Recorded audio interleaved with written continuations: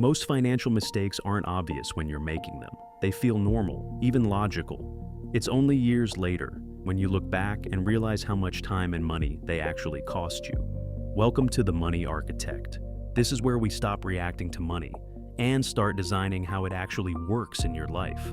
And today, we're going to do something a little different. We're going to pause, take a step back, and look at the patterns that quietly derail people in their 20s, 30s, and 40s. Because here's the truth. You can't build a solid financial system on a cracked foundation, and most people never stop long enough to check where those cracks are. So let's walk through it, decade by decade, and see where things usually go wrong, and more importantly, how to catch it before it gets expensive. Let's start with your 20s. This is where most people don't fail because of effort. They fail because of expectation. There's a gap between what you think life is about to look like and what it actually is. A lot of people come out of school expecting a certain salary, a certain lifestyle, a certain level of freedom, and then reality shows up. Lower income, higher expenses, more responsibility. But here's where the mistake happens. Instead of adjusting to reality, people try to maintain the expectation. That's where the debt starts. You finance a car that fits the life you thought you'd have, not the one you actually have. You swipe a card to fill in the gap. And before you know it, you're not building momentum. You're managing payments. Quick pause here, because this is where people usually push back. They'll say, it's just a car, everyone has one. Sure, but the issue isn't the car, it's the timing. When you lock yourself into a high payment early, you're compressing your financial flexibility before it ever has a chance to grow. Now, layer this on top, you're told to pay off debt aggressively, so you throw everything at it, which sounds responsible. But here's the problem. You don't build any kind of financial buffer, so the moment something unexpected happens, a repair, a medical bill, even a small emergency, you go right back into debt. It becomes a cycle. Pay it down, get hit with something, go right back up. And then there's the biggest miss in your 20s. You don't invest, not because you can't, because you think you're not ready. You tell yourself investing is for later, for when you have more money. But what you're really doing is giving up your most valuable asset, time. Even small amounts, consistently invested early, do more work than large amounts invested late. And most people don't realize that until it's already behind them. Now, let's move into your 30s. This is where things start to look better on the surface. Your income is growing, your career is stabilizing, you've got more control. But this is also where one of the most dangerous patterns kicks in: lifestyle inflation. You make more, so you spend more. And it doesn't feel like a mistake. It feels like progress. You upgrade your apartment, you upgrade your car, you upgrade your habits, and slowly, your baseline cost of living rises right along with your income. Here's the key problem. You never actually create margin. Every raise gets absorbed. Every increase in income disappears into your lifestyle. So even though you're making more money, you don't feel like you're getting ahead. Let's make this real for a second. You get a $10,000 raise. Instead of directing that toward investing or building assets, you increase your rent. You eat out more. You take on a higher car payment. Now that raise is gone, and you've locked yourself into higher fixed expenses. That's the part most people miss. It's not the spending, it's the commitment. Once those costs are fixed, they don't go away easily. And that's where the second mistake shows up: delayed investing. You tell yourself you'll start later, after things settle down, after the next promotion, after you get more comfortable. But the reality is, things don't settle down.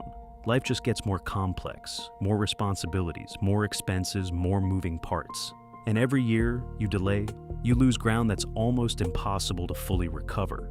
Let me interrupt this thought for a second because this is important. Most people think financial success comes from big decisions. It doesn't. It comes from controlling the biggest categories: housing, transportation, food. If those three areas are out of control, it doesn't matter how disciplined you are everywhere else. You're always going to feel pressure. And in your 30s, those are the exact areas that tend to expand the most. Now, let's move into your 40s. This is where things get complicated. Not necessarily bad, just disorganized. By now, you've likely made decent money. You've built some assets. but your financial life starts to look like a collection of decisions instead of a system. You've changed jobs, maybe more than once. You've got an old retirement account sitting somewhere from a previous employer. You're contributing to something now, but you're not entirely sure if it's optimized. You've got accounts, but no real strategy tying them together. And that's the mistake. You're not optimizing, you're just participating. Let me explain what that looks like. You might be saving consistently, but you haven't thought about taxes. Should you be using a traditional account, a Roth, a mix of both? Most people don't know, so they default. And over time, that lack of strategy costs real money, not immediately, but later, when it matters most. And then life adds pressure. This is the decade where the squeeze starts to show up. Kids, aging parents, health issues, unexpected responsibilities. And suddenly, the margin you thought you had isn't there. Because your system was never designed to handle stress. It was just holding things together under normal conditions. Let's tie all of this together with one clear scenario. Picture this. At 23, you land your first job. You're excited. You're optimistic. You assume your income is going to ramp quickly. So you finance a car that fits that future version of your life, not your current one. At 32, things actually do improve. You get a promotion, your income jumps. But instead of using that to build momentum, you upgrade your lifestyle. Better apartment, higher expenses, more comfort. It feels like you're winning, but you're not building anything behind the scenes. By 42, you've made good money for almost 2 decades, but your financial picture is scattered.